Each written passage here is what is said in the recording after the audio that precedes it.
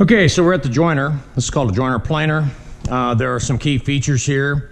First of all, I've got the in-feed table. The in-feed table is lower than the out-feed table.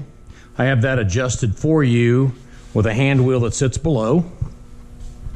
I have a fence that I can loosen up, and I can slide this back and forth.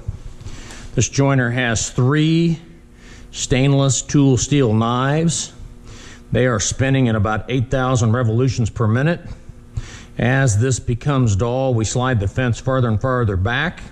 You can see up in here I've got some dullness. I'll probably be changing those blades within the next year. Okay, we're going to lock the fence in place. This tool's main purpose is to make the edges of your wood smooth. We never do end grain on this. If you try to do end grain, when you're coming through with the board, it's going to want to rock and it's going to blast out the side grain. We never do wood any shorter than 10 inches because of the same problem. This is a super easy tool to use, and a lot of people take that for granted. This tool is used to make the edges of the wood smooth for gluing.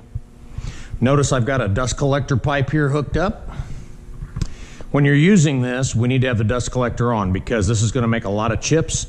And if we don't have the dust collector on, what's going to happen is that the chips are going to fill inside the head, and we could burn out the bearings in the head, and that makes for a long time of repair. Okay, if the wood is taller than the fence, so the wood's taller than the fence, all is what I have to do is I'm going to use my forefinger and my thumb, and I'm going to press this across. I'm going to go all the way. I'm going to look at the edge. If I'm happy with the edge that I have created, I'm going to put an X on it with a pencil. Then I'm going to flip it over and do the other edge. Once again, no end grain, just my edge grain. If the wood is shorter than the fence, and many times you'll have boards that are shorter, you're going to be using 2 push sticks. And the push sticks go on the corner and on the back. So you can kind of see how I've got that set up. This separates you a good distance from the knives. If you've got some little short board that's real thin and you're trying to run it through here and you got your fingers right there, you're just asking for an accident to happen. So we want to keep the fingers away from the joiner. We don't want to be in those knives. That is a bad deal. Okay. So this first one is tall, and I'm going to do this without push sticks. I'm taller than the fence. Okay, this board is 26 inches long. These were the 3 that I started with and I chose. Cut these on the radial arm saw. I'm ready to clean up the edges and glue up. Here we go.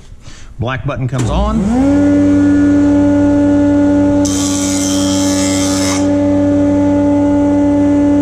I'm happy with that. I'm going to put an X.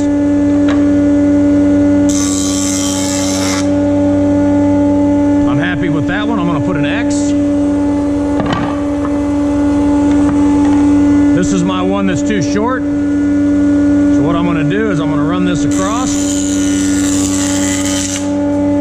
Okay. I wasn't real happy with that cut. So what I'm going to do is run this over again.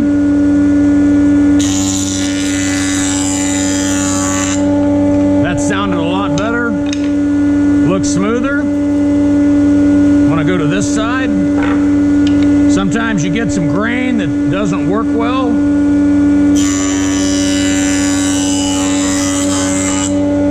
Sounds like I missed an area. So I'm going to do that.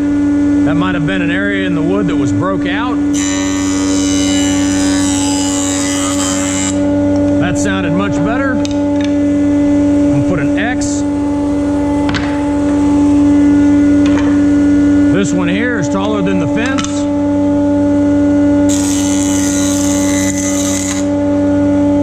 Happy with that.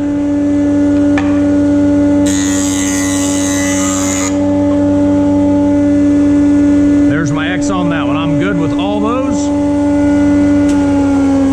I'm going to turn off the joiner. Now, I always start on this end. I always move from right to left. I always do 2 push sticks. Some people want to have a push stick in back and then they want to have their hands in front holding, or vice versa. Good rule of thumb, if it's shorter than this fence, you got to have the 2 push sticks. You got to have the dust collector on.